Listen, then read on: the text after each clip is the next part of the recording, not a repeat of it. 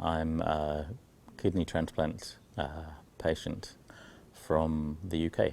I would say that I am extremely lucky to live in the United Kingdom, where we have a national health service which is free to everyone. So I don't need to worry about insurance or payment. I fear for the future, because it's changing in the UK to be more like other places in the world where it's much more difficult for patients. I hear many people talking about patient-centred healthcare as an abstract concept. I really hope that they're all putting it into practice in reality, and that it really works like that. I'm not convinced that that's always the case. I think even people who say those words sometimes still don't always really think of everything that they do from the patient's point of view. But the fact that everyone is trying to do that and saying that they're trying to do that is very encouraging and can only be a good thing. But they do really have to make sure that they're really doing it. As a patient in hospitals or in doctor surgeries, I see all around me stuff being wasted, and that's unnecessarily. And so I'm really trying to find ways of highlighting that in a small way, to say, do we really need to waste this stuff? Which still depends on, at the moment, the fossil fuel industry, oil. Even though we use it all day around us for putting into our cars and driving around, it also is part of how plastics are made, it's part of how drugs are made, it's part of the whole all of our treatments are based on oil, one way or another. Now, it seems to me that that's a much more useful use for this really valuable resource than burning it by racing Formula One cars around a track or whatever. And we're trashing the potential.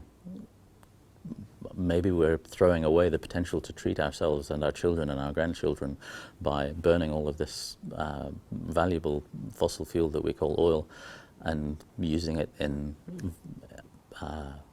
pointless ways in our lifestyle right now. What I'm really aware of from a sustainability perspective, and I mean this as in environmental sustainability, it's really clear. We all know the science about climate change, global warming, all of that stuff. Alongside that, we also know that by the way that we're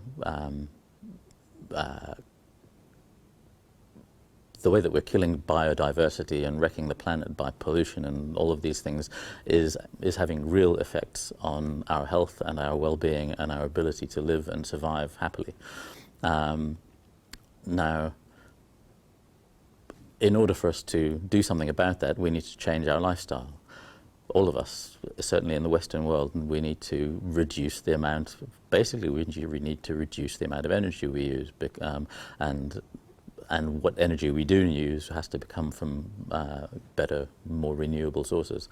Now, the health industry, the health service in the UK, the National Health Service contributes something like 3% of the carbon footprint of the UK in all of the transport and drugs. So there's a lot of stuff there that could be reduced if it's wasted. That will help us get towards a more sustainable future. But more than that, we need to change our lifestyles. And actually, historically, when people have had to change their lifestyle, health is often a very good reason and a good thing that persuades people to do it. So 50 years ago, everyone smoked because they didn't know any better, and it was kind of cool to smoke tobacco. Now, certainly in the UK, very few people relatively smoke, and the way that changed was really led by when the majority of doctors stopped smoking. That was when the number of people smoking started to massively reduce. So there's a real potential for the medical world to lead the way in changing that kind of lifestyle, and I think the same applies to living in a more environmentally friendly way.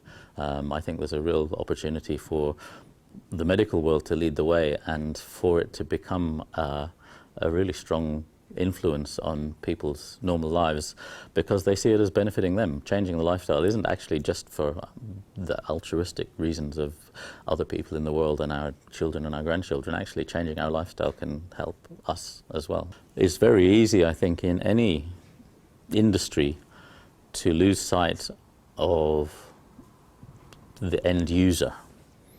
Now, in healthcare, the end user is all of us. We're all patients. But in the kind of things that people are talking about here, we're talking about things that really affect people's day-to-day lives and their whole existence. And absolutely, it's really important to hear directly from those people and hear their stories.